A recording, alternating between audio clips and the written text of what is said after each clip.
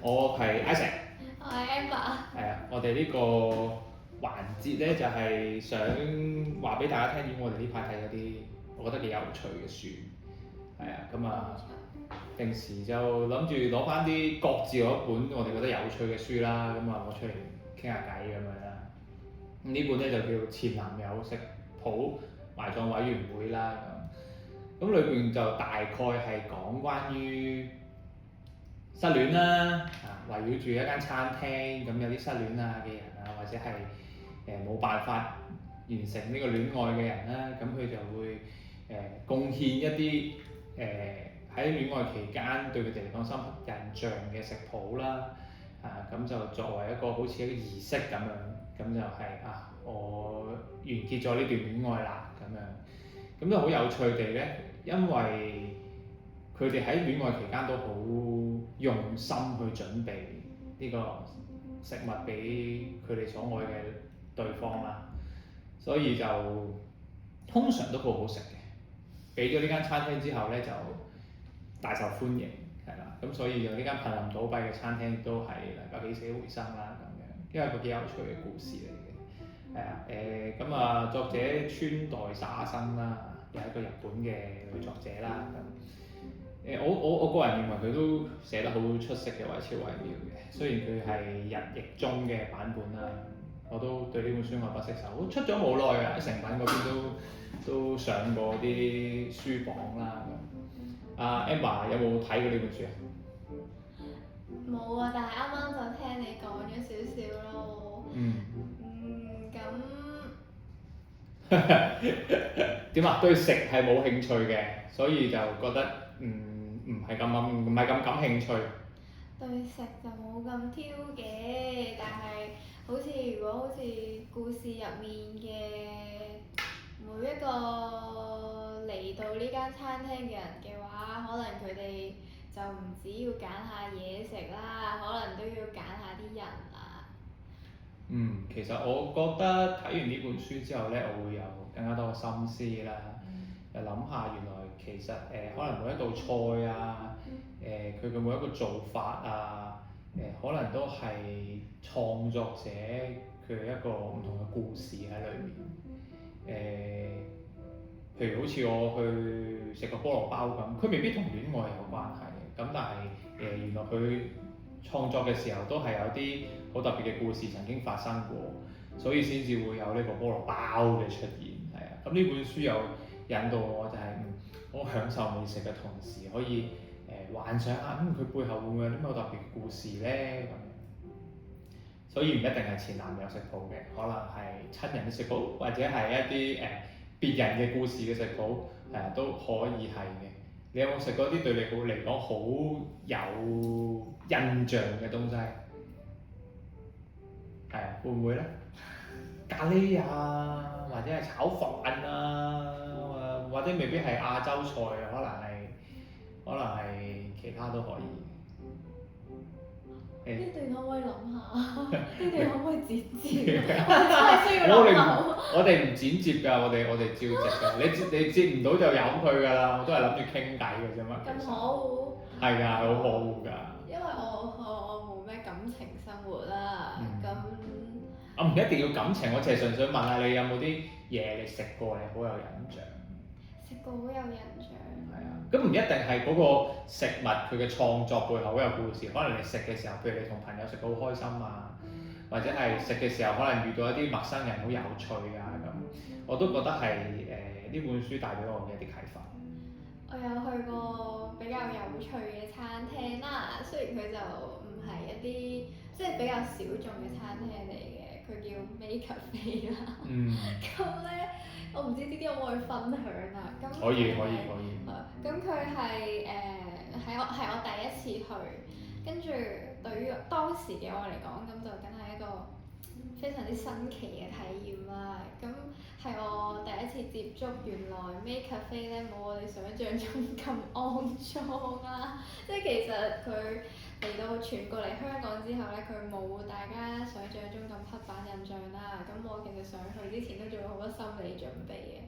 咁我就喺點菜嘅時候就嗌咗個蛋包煩，跟住啲女僕咧係真係會好 Q 咁樣去幫你用茄汁去畫畫咁樣，咁嗰段時間咧就成日都去 Maid Cafe 啦，就好似俾人吸引咗咁樣。但係過一排又好似對呢樣嘢失去咗興趣啦。但係喺對於當時我第一次去嘅時候係好奇妙嘅，好似真係有人好認真咁去對待你呢個客人咁樣咯。即係呢個係一個食嘅時候嘅儀式，令到你好深刻印象，係咪？冇錯。所以就唔係個味道，係咪？味道佢嗰個大包飯都好好食㗎喎，佢嗰個豬扒係勁大塊咯，大塊過個頭，真係好好食，跟住炸得咧又係即係啱啱炸出嚟嗰種嚟嘅。咁你有冇浪費食物先？你話好大塊喎！我應該係食唔晒應該要同人嘅。share㗎喎，呢啲位係。係其實我覺得係一個人兩個人分係冇問題嘅，兩個女仔咁樣。喺呢本書裏邊咧，仲會有講到一個好特別嘅地方，就係因為佢係同食譜有關啦。咁大家以為佢只係有愛情故事情情塔塔啦，或者係其他元素啦，但係原來咧其實佢裏邊咧仲會係真係有食譜喺裏面嘅，係啦。咁你係真係可以跟住呢啲前男友食譜去煮下，睇下你能唔能夠食到自己嘅前度嘅味道嘅啊！咁但係通常都冇㗎啦，因為佢喺日本傳過嚟嘅。咁我哋香港呢邊咧可能都比較少啲啦，大家食外賣可能就會更加多啦咁。咁可能我哋如果喺香港呢邊咧，可能更加多就會係前度嘅外賣清單啊。係啊，前度外賣清單咁你其實都係屋企附近嗰啲嘅，應該都冇㗎。好地道啊！係啊，非常之地道啊！係啊，咁樣啊，如果呢本書咧，我會推介俾 Amber 睇嘅，都希望推介俾所有睇呢套片嘅人睇啦。咁啊，即使你冇感情生活也好，或者好多感情生活都好啦，都不阻礙你會有一個幸福嘅胃嘅。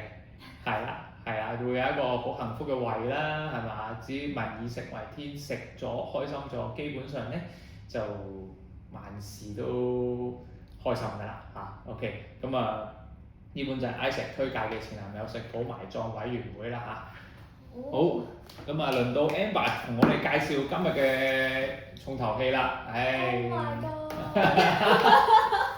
係啦。哇，好緊張唔添。緊張。聽下。係啦。中間。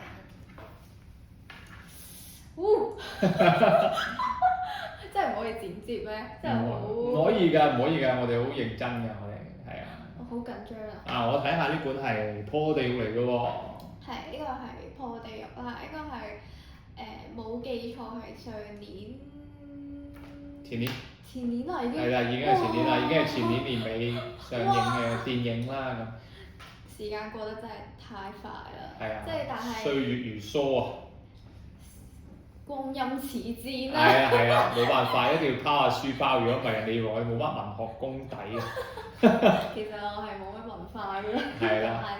咁呢一本係破地獄嘅電影全集啦，佢入面咧係有講一啲劇本啦，同埋有一啲嘅影集，即係電影嘅嗰啲 poster 都會有喺入面嘅。佢介紹嘅基本上係佢整個嘅創作嘅過程嚟嘅。咁其實我主要咧係想講破地獄嗰個電影啦。咁呢樣嘢嘅話，其實喺電影全集嘅後半份佢都有佢嘅劇本嘅，我應該都可以講下嘅。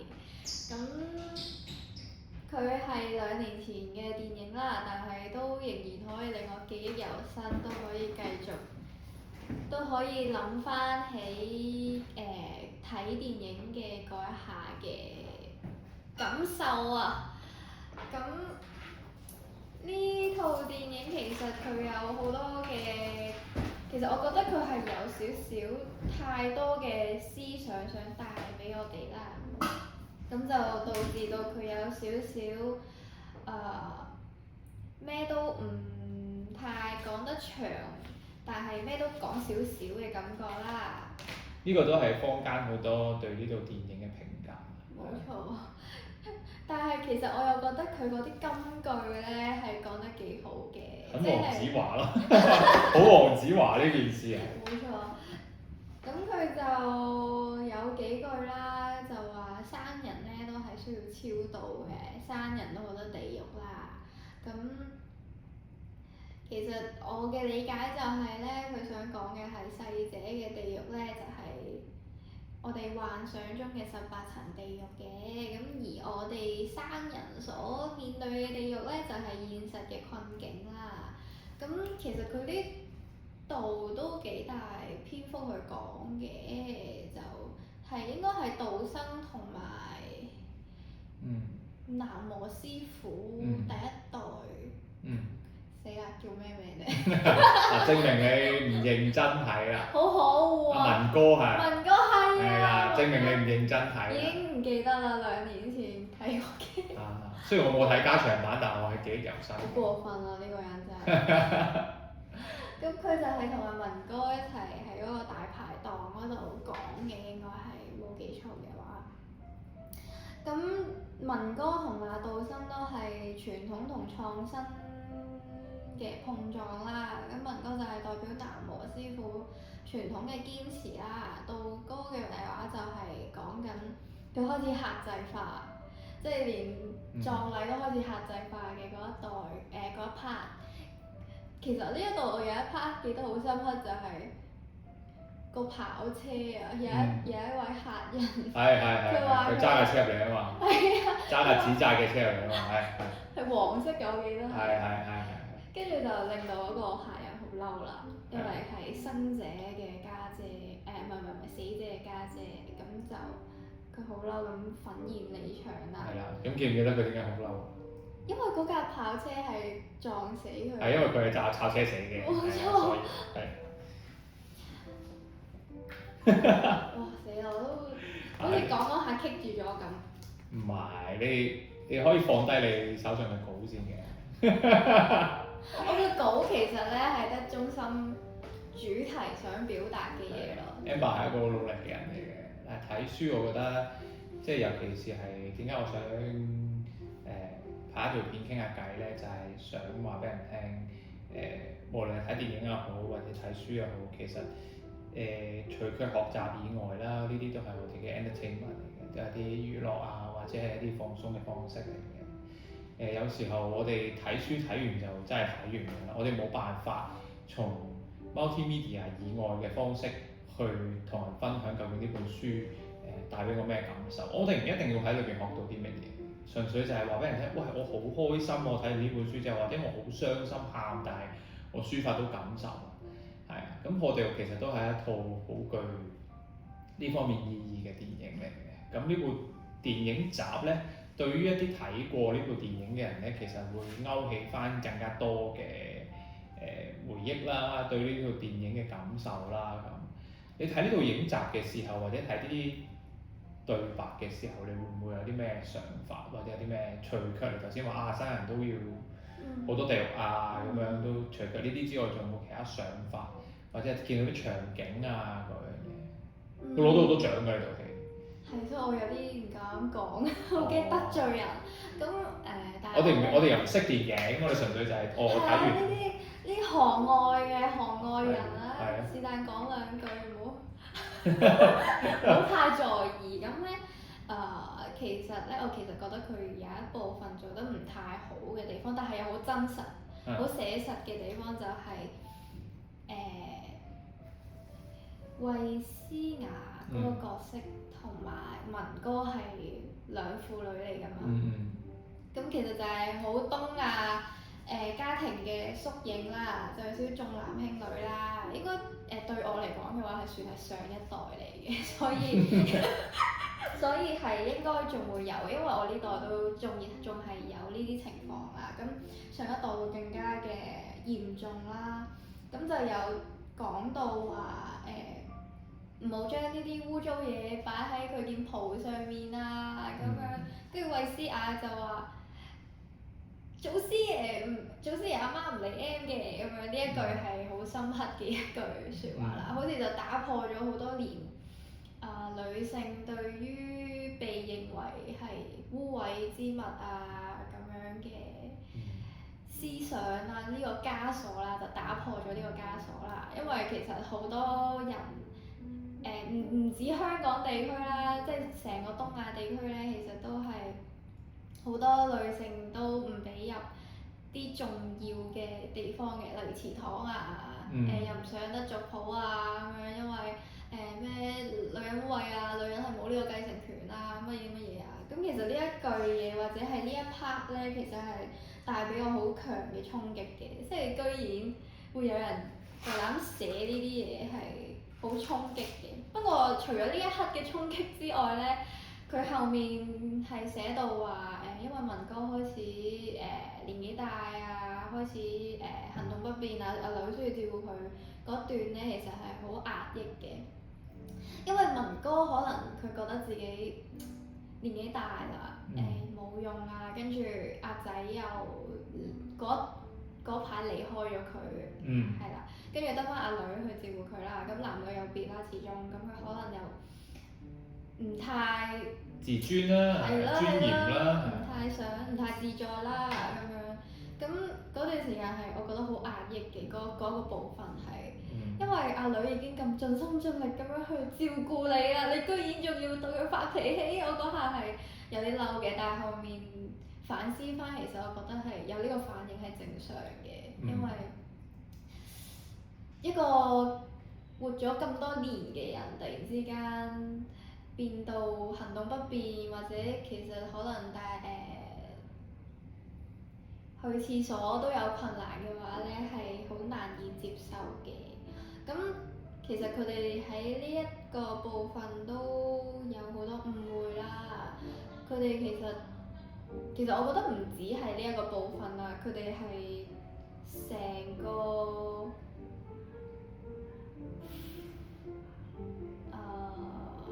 成個過程當中有好多誤會。可以咁講，都唔止係成個過程啦，即係我覺得佢哋兩個擔任呢個父女情嘅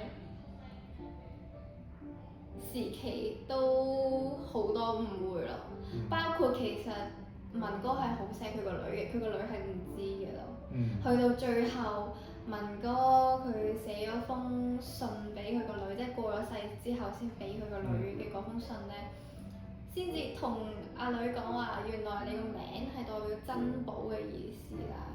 咁喺我嘅角度睇嚟啦，唔係話作為女嚟睇，喺我嘅角度嚟睇咧，其實我覺得好無謂啦已經，因為你有啲嘢已經，因為你已經過咗世啦，咁其實係冇法子再去知道，或者你都冇法子去知道阿女嘅想法咯。佢哋兩個其實唔算係和解咯，係阿女單方面原諒咗佢爸爸咯。咁多年嚟嘅唔理解啦，咁多年嚟嘅壓迫啦，咁多年嚟嘅重男輕女，所有嘅情緒咧，突然之間喺呢一封信之後就消散晒啦。原來爸爸都係愛我嘅，咁但係太遲啦已經，即係如果現實啲嚟講嘅話，如果你咁多年嚟都受住呢啲不平等嘅待遇嘅話，我覺得好難透過一封信而去原諒一個人咯。同爸爸呢個行為好自私啊！我覺得佢應該要喺再生嘅時候同阿女傾㗎，佢居然逃避咗咯！佢居然係選擇咗留一封信去同阿女交代清楚，原來佢係愛佢㗎。如果佢真係愛佢個女嘅話，我相信佢個女應該係會感受到。非常好。我聽到一個作為一個 Gen Z 嘅點樣睇呢套戲嘅一個論述啊，或者係一個真實嘅感受，就係要呢啲啦，我唔要稿啊，我唔要聽稿啊。因為好多人其實都已經對呢套戲作出過評論啦。咁但係我覺得每個人都會有佢唔同嘅故事啦，經歷過唔同嘅人生當中，再睇唔同人嘅故事，佢會有唔同嘅啟發啦。點解話呢套戲裏邊會有好多唔同嘅元素喺裏面？好多人坊間裏面好多人都會話佢俾得太多元素㗎啦。因為其實佢每一個角色都會有自己一個故事。而每一個故事佢都會有講。黃子華就係一條穿插所有故事嘅線啦，但係佢自己都擁有佢自己一套故事。咁啊，加長版如果大家有睇都會知啦，其實都已經剪走咗啲㗎啦。關於黃子華本身嘅故事喺呢套戲裏面，係啦，咁啊裡面都有啱啱我哋啊 J.C. 代表啊 Amber 咧都有講到啦嚇，咁啊關於女主角嘅嗰個角色啦，咁其實喺而家呢個社會當中都好多呢個情況嘅，就係照顧者係啦，咁啊好多嘅癌症病患者啦，或者一啲長期病患者啦，佢身邊都會有一個嘅照顧者啦，而呢個照顧者如果不是專業的，基本上佢哋都會係受住一啲好沉重嘅情況啦，無論係生理定心理都好嘅，都會係好攰啊，好辛苦啊，又好害怕各樣咁樣啦咁我都想提到頭先Amber 都有講到啦，就佢個仔又喺嗰段時間離開咗啦佢個仔其實就係另一位嘅父親啦喺套戲裏面，亦都係佢都有自己嘅故事啦，佢哋都做咗屬於自己嘅一個選擇啦咁樣。咁裏邊其實好多而家喺香港發生緊嘅社會議題，譬如照顧者啦，譬如係一啲長者啦、長期病患者啦，再加上係關於父親呢個角色啦，佢喺個人生當中喺唔同嘅世代究竟有咩分別啦？咁戲裏邊咧，朱康即係嗰位兒子咧，就選擇帶住自己屋企人去咗加拿大，直到爸爸離世先翻嚟啦咁樣。裏邊有無奈嘅，我本人我係80後啦，我唔係 Gen Z 啊，我係80後，80後嘅代表就話俾你聽，80後作為爸爸係你話唔可以怪佢，一定唔係。咁但係忠義兩難全，亦都係你都要為自己下一代負責任。究竟你應該點樣選擇？其實沒有對錯，就只有你會唔會後悔啦，將來係啊。咁你話係唔係自私？其實我覺得每一個選擇都係自私啦。喺套戲裏邊每一個選擇都係自私。咁只不過係其他人接唔接受你嘅自私，或者你自己能唔能夠包容到其他人唔接受你嘅自私。喺呢個電影集一啲破地獄嘅電影集裏面咧，有好多唔同嘅場景啊、海報啊，或者係啲對白咧，都令到我勾翻起24年嘅時候，我都正經歷緊親人嘅離世啦。喺嗰段時間，其實就我爸爸都係做一個道教儀式嘅離開啦咁樣。咁所以我會覺得好好俾我反思一下。當我每一次都想我爸爸都係一個舊時代嘅爸爸啦，同阿文哥都好相似啦，有啲咩都唔會宣之於口嘅，好多嘢都係收埋啦咁。我都曾經覺得佢好自私嘅，其實都唔係曾經而家都係，係啊咁。甚至乎佢離世之後，佢有好多嘅人認識嘅人，其實都可能到今時今日都未必知道佢已經走咗，可能係好多年冇聯絡啦。咁但係其實曾經佢哋真係 friend 嘅咁突然之間揾翻先至，原來佢已經走咗啦咁樣。所以關於Gen Z 代表Amber 講嘅就係應該在生嘅時候多啲講自己嘅感受，或者係多啲講出口我愛你呢幾個字，其實係彌足珍貴嘅。咁所以都推介大家，如果可以離開我哋嘅天地啦，可以見下呢本破地獄嘅電影集啦，又或者都去睇一睇呢套電影啦咁樣。下次我哋仲講唔講關於電影嘅話題好咧？定係我哋挑戰下講下啲長篇啲嘅東西，例如係Amber 好擅長嘅2次元嘅東西啦。天啊！係咪？可以講下啲關於我哋閱讀天地裏邊有一整套嘅排球少年啦。排球少年啦。我哋下次可能可以請下 Amber 分享下佢嘅排球少年周邊啦，話俾人聽佢有幾咁深愛套嘅漫畫啦，或者係動畫咁樣啦咁。又或者如果喺我哋冇流量嘅情況之下，都有人睇到我哋呢條片啦，想聽下我哋講下究竟咦，我都想聽下你眼中嘅某本書係點樣喎，都可以留言話俾我哋聽啦。可以唔早訂閱我哋都得嘅，冇乜所謂嘅，我哋好少，我哋冇乜所謂嘅，因為我哋都賺唔到錢嘅，一定係啦。咁就下次見，拜拜。